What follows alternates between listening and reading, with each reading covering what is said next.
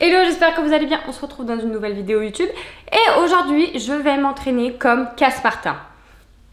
Je pense que si vous êtes dans le game un peu depuis un certain temps, vous êtes obligé de connaître Cass Martin. C'est cette madame. Voilà, ça a été une des premières nanettes qui m'a inspirée de ouf parce que ça a changé de ce qu'on pouvait voir sur les réseaux. Maintenant, on voit beaucoup plus de femmes qui ont des bras, des dos, des épaules, enfin qui sont plus carrées, plus dessinées, etc. Même si à l'heure actuelle, Cass Martin est quand même beaucoup moins dessinée qu'à une certaine époque, elle garde en volume, elle garde en féminité. Surtout parce que, ouais, vraiment à l'époque, c'était la nana qui sortait de l'ordinaire. Et je l'ai toujours surkiffée. Et c'est encore le cas actuellement. Et ça a toujours été genre, je pense que s'il y avait une nana que je voulais rencontrer dans la vraie vie, c'était elle. Donc aujourd'hui, deuxième épisode de Je m'entraîne comme. Le premier, c'était avec Anna Auberg. Et donc, on est parti pour celui-là. Ok, du coup, je vais vous parler comme ça, je vais vous mettre les images de tous les exos, etc. On est parti sur une séance épaules, du coup, avec 5 exercices. Et on commençait par le... Attention, je vais lire en anglais, on ne se fout pas de moi avec mon accent.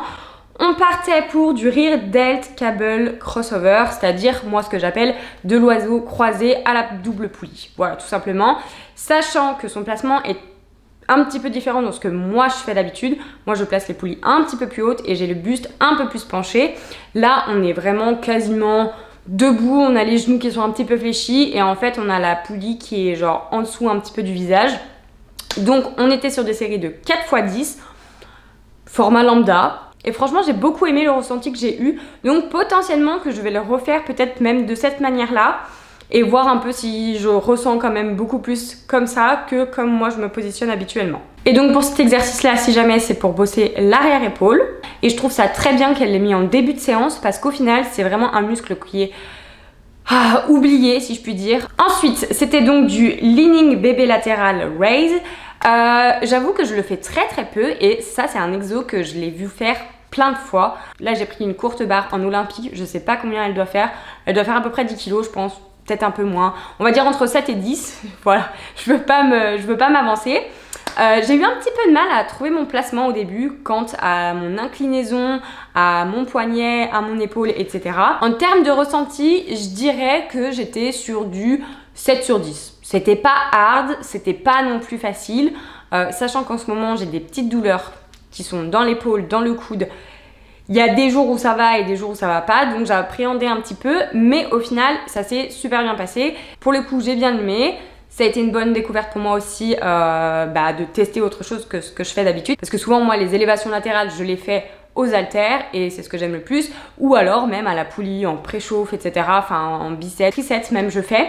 Là, on était sur du 4x8. Et en termes de temps de repos, donc elle le précisait pas, moi j'ai mis 1 minute, 1 minute 30 en fonction de comment je me sentais, si j'étais prête à repartir directement ou pas. Ce qui change entre l'haltère et la barre aussi, c'est l'équilibre. Parce que mine de rien, on est sur quelque chose de beaucoup plus long. Et donc, ça va demander à l'épaule d'être beaucoup plus stabilisée et d'être beaucoup plus contrôlé dans son mouvement. On n'oublie pas aussi le gainage au niveau des abdos, on est forcément penché, donc ça tire d'un côté, si t'es pas gainé, autant te dire que tu peux te faire mal. Voilà. Troisième exercice, on est sur du standing overhead press.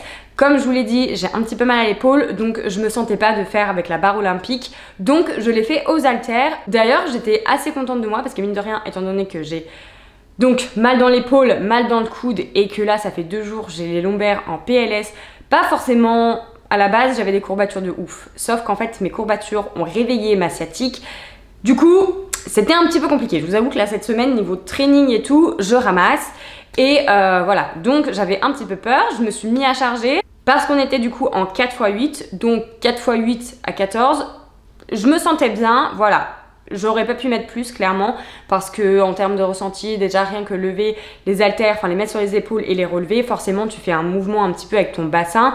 Donc j'ai pas exactement suivi comme elle l'a fait, mais j'ai préféré prendre le côté sécurité quand même pour moi. Après le quatrième exercice, c'était donc de l'incliné front raise, donc des élévations frontales. Alors c'est la première fois que je teste cet exercice là et comment vous dire, déjà la mise en place elle est vraiment pas évidente.